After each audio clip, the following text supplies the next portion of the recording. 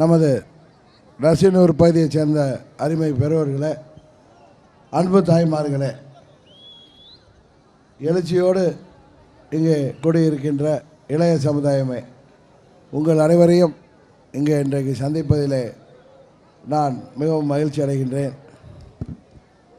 4:30 மணி ஆனாலும் வெயிலின் தாக்கம் இன்னும் குறையவில்லை.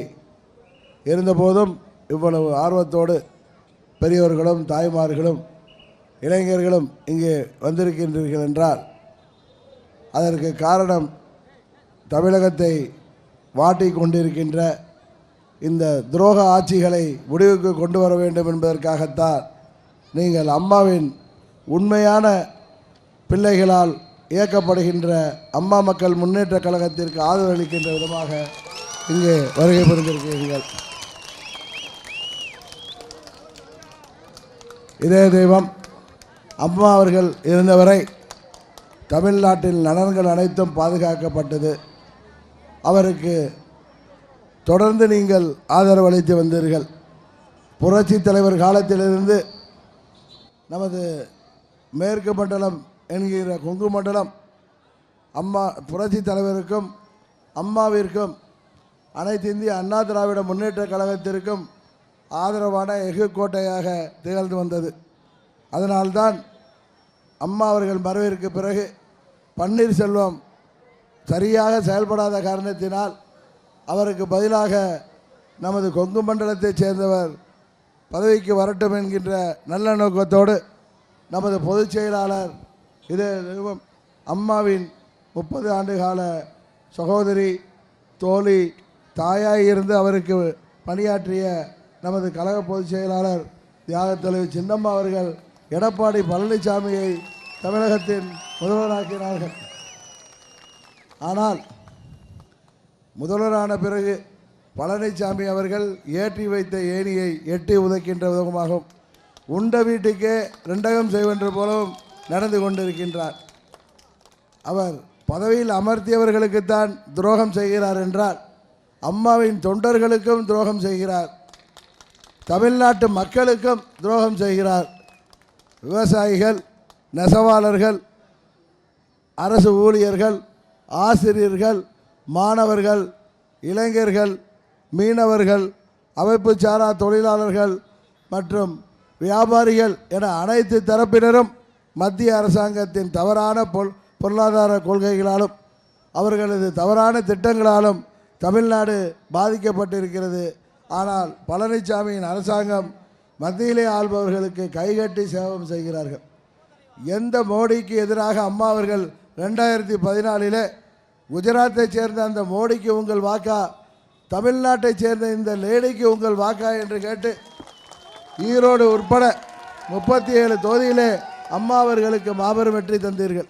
அம்மா அவர்கள் உயிரோடு இருந்தவரை தனது இறுதி மூச்சு வரை நமது தமிழ்நாட்டு மக்களின் நலனை பாதித்த திட்டங்களை எல்லாம் அம்மா அவர்கள் தடுத்து நிறுத்தினார்கள்.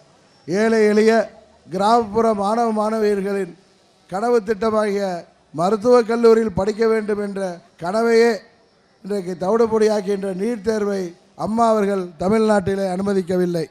ஆனால் அம்மா அவர்கள் மறைவிற்கு பிறகு பழனிசாமியின் அரசு இன்றைக்கு அதை தமிழகத்திலே அனுமதித்திருக்கின்ற காரணத்தால் அன்பு மகள் அனிதா போல் பல மாணவிகள் தங்கள் உயிர்களை இன்னுயிரை நீத்திருக்கிறார்கள்.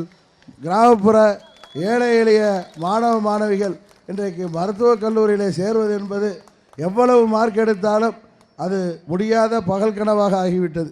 அதுபோல் விவசாயிகளை பாதிக்கின்ற பல்வேறு திட்டங்களை அம்மா அவர்கள் தடுத்து நிறுத்தினார்கள். கெயில் பைப்லைன் திட்டத்தை அம்மா அவர்கள் தடுத்து நிறுத்தி அது வயல்களை விவசாயிகளை பாதிக்கக்கூடாது என்பதற்காக சாலையின் ஓரத்திலே போடப்பட்டது. ஆனால் அதுபோல் அங்கே நமது காவிரி டெல்டா பகுதிகளை பாதித்த விவசாயத்தை பாதிக்கின்ற மீத்தேன் திட்டம், ஹைட்ரோ கார்பன் போன்ற திட்டங்களை அம்மா அவர்கள் இருந்தவரை தடுத்து நிறுத்தினார்கள். அது ஆனால் இன்றைக்கு பழனிசாமி ஆட்சிக்கு வந்தவுடன் அனைத்து திட்டங்களும் இன்றைக்கு விவசாயிகளை பாதிக்கின்ற திட்டங்கள் தமிழ்நாட்டிலே இன்றைக்கு அனுமதிக்கப்பட்டிருக்கின்றன. நமது மேற்கு மண்டலத்தையாவது விட்டு வைத்தார்களா என்றால் எங்கும் இல்லை. கேட்டால் நாங்கள் எல்லாம் கொங்கு மண்டலத்தைச் சேர்ந்தவர்கள் என்று தினமும் சொல்லிக்கொண்டே தெரிகிறார்கள். ஆனால் இங்குள்ள விவசாயிகளை கைது செய்கின்ற அளவிற்கு போகிறார்கள். நாங்கள் எல்லாம் விவசாயிகள் என்று சொல்லிக் கொண்டிருக்கின்ற பழனிசாமியும் மின்சாரத்துறை அமைச்சராக இருக்கின்ற தங்கமணியும் இந்த உயர்மின் கோபுரங்கள் வேண்டாம், விவசாய நிலங்களை பாதிக்கிறது, மக்களை பாதிக்கிறது என்று இந்த பகுதி விவசாயிகள் போராடினால் பெண்களை விட்டு கூட பார்க்காமல் அவர்களை கைது செய்கிறார்கள், அவர்களின் போராட்டங்களை நசுக்குகிறார்கள். வருகிற 7ஆம் தேதி கூட அவர்கள் எல்லா வேட்பாளர்களையும் கூப்பிட்டு ஒரு கலந்துரையாடல் நிகழ்ச்சி வைக்கிறார்கள். அவர்கள் எந்த கட்சியும் சாதாரணவர்கள், அந்த போராட்ட குழுவினர் மின் கோபுரங்கள் அமைக்கக்கூடாது என்பதற்காக. ஆனால் அதில் அந்த கூட்டத்தை நடத்தக்கூட இந்த அரசாங்கம் இன்றைக்கு குள்ளநெறித்தனமாக செயல்பட்டு கொண்டிருக்கிறது. இந்த ஆட்சியாளர்கள் ஆட்சி அதிகாரத்தை தவறாக பயன்படுத்தி தங்களை பாதுகாத்துக் கொள்கிறார்களே தவிர தமிழ்நாட்டு மக்களை அவர்கள் பாதுகாக்கவில்லை என்பதை தயவு செய்து நீங்கள் எண்ணி பார்க்க வேண்டும். அதுபோல் நமது பகுதியிலே நெசவு தொழில் இன்றைக்கு பாதிக்கப்பட்டிருக்கிறது. மோடியின் தவறாத பொருளாதார கொள்கையினாலும் இந்த ஜிஎஸ்டி வரி விதிப்பின் முறையாலும் இன்றைக்கு நெசவு தொழில் நசுங்கி போய்விட்டது. நமது மண்டலம் என்பது பின்னலாடை தொழிலிலே சிறந்த மண்டலம். அந்த அந்நிய செலாவணியை பல ஆயிரம் கோடி இந்தியாவிற்கு பெற்றுத்தருகின்ற பின்னலாடை தொழில் இன்றைக்கு மிகவும் பாதிக்கப்பட்டிருக்கிறது. இதையெல்லாம் சரி செய்வதற்காகத்தான் நமது தேர்தல் அறிக்கையிலே தமிழ்நாட்டு மக்களின் எண்ணங்களை பிரதிபலிக்கின்ற விதமாக திட்டங்களை நாங்கள் அறிவித்திருக்கின்றோம். அவற்றையெல்லாம் நிறைவேற்றி தர நீங்கள் அம்மாவின் உண்மையான பிள்ளைகளால் இயக்கப்படுகின்ற அம்மா மக்கள் முன்னேற்ற கழகத்திற்கு வாக்களிக்க வேண்டும். உங்களது வேட்பாளர் போட்டியிடுகின்ற வெற்றி சின்னம் பரிசு பெட்டி சின்னத்திலே அருமை சகோதரர் எனது அன்பு தம்பி கேசி செந்தில்குமார் அவர்களை மாபெரும் வாக்கு வித்தியாசத்திலே வெற்றி பெற செய்ய வேண்டும். செந்தில்குமார் படித்தவர், இளைஞர், இதற்கு முன்பு இருந்த பாராளுமன்ற உறுப்பினர்கள் போல் நிச்சயம் இருக்க மாட்டார். காரணம், அவர் நமது பகுதியில் வசிப்பவர், தொகுதியின் தேவைகளை உணர்ந்தவர், இளைஞர். அவருக்கு வாய்ப்பு கொடுக்க வேண்டும். அவர் நிச்சயம் தமிழ்நாட்டு மக்களின் கோரிக்கைகளை டெல்லியிலே நிறைவேற்றித்தர உங்களுக்காக பாடுபடுவார். மத்தியிலே பாரதிய ஜனதா கட்சி ஆட்சியை முடிவுக்கு கொண்டு வரவும், தமிழ்நாட்டிலே இருக்கின்ற இந்த மக்கள் விரோத ஆட்சியை முடிவுக்கு கொண்டு வரவும் நல்லதொரு சந்தர்ப்பமாக நாடாளுமன்ற தேர்தலோடு சட்டமன்ற இடைத்தேர்தலும் வருகிறது. இதில் இந்த எடப்பாடி கம்பெனியை முடிவுக்கு கொண்டு வர நீங்கள் எங்களை வெற்றி பெற செய்ய வேண்டும். மத்தியிலே காங்கிரஸ் கட்சிக்கும் அறுதி பெரும்பான்மை கிடைக்காது, பாரதிய ஜனதாவுக்கும் கிடைக்கப் போவதில்லை. நீங்கள் நினைக்கின்ற தமிழ்நாட்டு மக்கள் யாருக்கு ஆதரவளிக்கிறார்களோ அந்த கட்சி ஆதரிப்பவர் தான் இந்தியாவின் பிரதமராக வர முடியும். பாரதிய ஜனதா என்ற இந்த மதவாத சக்தியை ஒழிப்பதற்கு நீங்கள் தமிழ்நாட்டிலே அம்மாவின் வழியிலே செயல்படுகின்ற அம்மா மக்கள் முன்னேற்ற கழகத்திற்கு ஆதரவளிக்க வேண்டும். ஒருவேளை தப்பு தவறி திமுகவுக்கு ஏதாவது வாய்ப்பு கிடைத்தால் அவர்கள் யாருடனும் வேண்டுமானாலும் கூட்டணி வைத்து விடுவார்கள். இன்றைக்கு காங்கிரஸ் கூட்டணியில் இருந்தாலும் அவர்கள் மற்ற மம்தா பானர்ஜி போன்றவர்களோடும் அவர்கள் உறவு வைத்திருக்கிறார்கள். இங்கே பாஜகவிடம் சீட்டு போட்டு வைத்திருக்கிறார்கள். யார் ஆட்சிக்கு வந்தாலும் இவர்களது தேவை பதவிகளை பெறுவது. இன்றைக்கு கூட வேலூரிலே பார்த்திருப்பீர்கள், பெரிய ரிசர்வ் பேங்க் லாக்கர் மாதிரி அங்கெல்லாம் பணம் எடுக்கிறாங்க. இதெல்லாம் எப்போ 2Gயில் வந்தது, இன்னும் இருக்குது. இன்றைக்கு ஆளும் கட்சி இந்த இன்கம் டேக்ஸ் ரைடெல்லாம் இந்த அமைச்சர்கள் இங்கே உள்ள அதிமுக வேட்பாளர்களை இடங்களிலே இந்த இன்கம் டேக்ஸ் சற்று பார்த்தால் இன்னும் இந்தியாவின் வரிப்பணம் எவ்வளவு பதிக்க வைக்கப்பட்டிருக்கிறது என்பது தெரியும். மோடி அவர்கள் கருப்பு பணத்தை ஒதுக்கிறேன் என்றால் அவருடைய கூட்டணிகளில் இருப்பவர்கள் வைத்திருக்கின்ற அந்த பணங்களை மீட்க வேண்டும் என்றால் எங்களது வேட்பாளர்களின் வண்டிகளை சோதனையிடுவதை விட்டுவிட்டு எல்லா வேட்பாளர்களையும் சோதனையிடுங்கள். குறிப்பாக எடப்பாடி கம்பெனியின் வேட்பாளர்களையும் எடப்பாடி போகின்ற வேனையும் சோதனையிட்டால் இன்றைக்கு ரிசர்வ் பேங்க் பணத்திலே பாதிக்கு மேல் அதில் தான் இருக்கும் என்பதை தெரிவித்துக் கொள்கின்றேன். அவர்கள் தமிழ்நாட்டு மக்களை ஏதோ ஏமாளிகள் என்றும் நம்மை பிச்சைக்காரர்கள் என்று நினைக்கிறார்கள். பணத்தை தூக்கி போட்டால் அவர்கள் வாக்களித்து விடுவார்கள் என்று நினைக்கிறார்கள். இப்படித்தான் ஆர்கே நகரிலே அம்மாவின் தொகுதியிலே ஓட்டுக்கு 6000 என்று பேரம் பேசினார்கள். அந்த மக்கள் ஏழை எளிய மக்களாக இருந்தாலும் தொழிலாளர் மக்களாக இருந்தாலும் அவர்கள் அதை தூக்கி எறிந்துவிட்டு அன்றைக்கு சுயேட்சையாக போட்டியிட்டு என்னை வெற்றி பெற செய்தார்கள். அப்படி பாடம் கற்பித்தும் அவர்கள் பாடத்தை ஏற்றுக்கொள்ளவில்லை. காரணம், அவர்களிடம் தொண்டர் பலம் கிடையாது. கூட்டணி என்கிற பெயரிலே துரோகிகளுடன் கூட்டணி வைத்திருக்கிறார்கள். தமிழ்நாட்டின் துரோகிகள் அனைவரும் ஒன்றாக சேர்ந்து வருகிறார்கள்.